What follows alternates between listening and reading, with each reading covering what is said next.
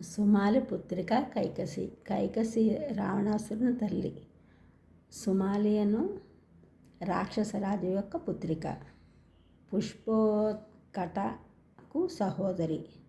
ఆ పురాణ కాలంలో తండ్రి అనుమతి మేరకు తపస్సు చేసుకుంటున్న విశ్రవుని దగ్గరకు వచ్చింది.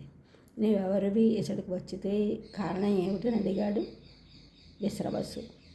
తమ తపశ్శక్తితో నేను ఇతడికి వచ్చిన కారణమని మీరే తెలుసుకోవడం సముచితము అంది కైకసి. తన తపప్రభావంతో ఆమె తనను వరించుటకు వచ్చినదని గ్రహించి, ఓ స్త్రీరత్నమా, సాయంకాలం వచ్చావు కాబట్టి నీకు దుష్టులైన దైత్యులు జన్మిస్తారు అని విశ్రవసు పలకగా భయపడి ఆ రాక్షస కన్య, ఓ పుణ్యాత్మ, బ్రహ్మపుత్రులైన పులస్తుని పుత్రులైన తమరు కూడా బ్రహ్మ వంటి వారే. దేవతలు సైతము తమని గౌరవిస్తారు.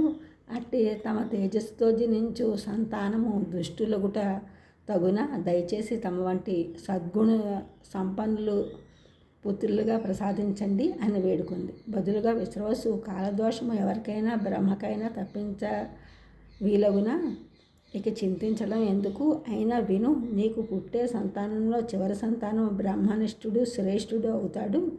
బ్రహ్మనిష్టలో నా వలె, ప్రతాపములో సూర్యుని వలె, వినయములో నీ వలె ఆ చివరి కుమారుడు జన్మిస్తాడు. అతని వలన నీ కులము శాశ్వత కీర్తిని పొందగలదు అని పలికి విశ్రవసు కైకసికి అనుగ్రహం ఇచ్చాడు. కైకసికి ప్రసవకాలం సమీపించగా దేవతలు మునులు కంగారు పడ్డారు. కుబేర్నకు గుండె వణికింది. రాహువు శని దుష్టస్థానములో ఉండగా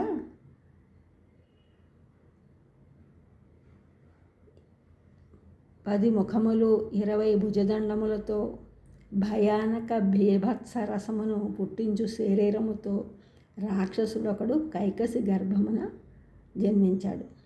సముద్రము నుండి కాలకోట విషము పుట్టినట్లు. పులస్తుడు అతనికి దశగ్రీవుడు అని పేరు పెట్టాడు. ఆపై మహార్భాటముతో పుట్టిన రాక్షసునకు కుంభకర్ణుడు అని పేరు పెట్టాడు. ఆపై శూర్పణఖ పుట్టింది. చివరకు సుగుణ సంపన్నుడు, జితేంద్రియుడు, విద్యానిధి, భూతదయ కలిగిన వాడు అయిన విభీషణుడు పుట్టాడు. పాలకడలిలో పూర్ణచంద్రుడు ఉద్భవించినట్లు. ఈ ఛానల్ చూసిన అందరూ కూడా సబ్స్క్రైబ్ చేయండి, షేర్ చేయండి, లైక్ చేయండి, కామెంట్ చేయండి. సబ్స్క్రైబ్ చేసిన అందరికీ కూడా షేర్ చేసిన లైక్ చేసిన కామెంట్ చేసిన అందరికీ కూడా ధన్యవాదములు.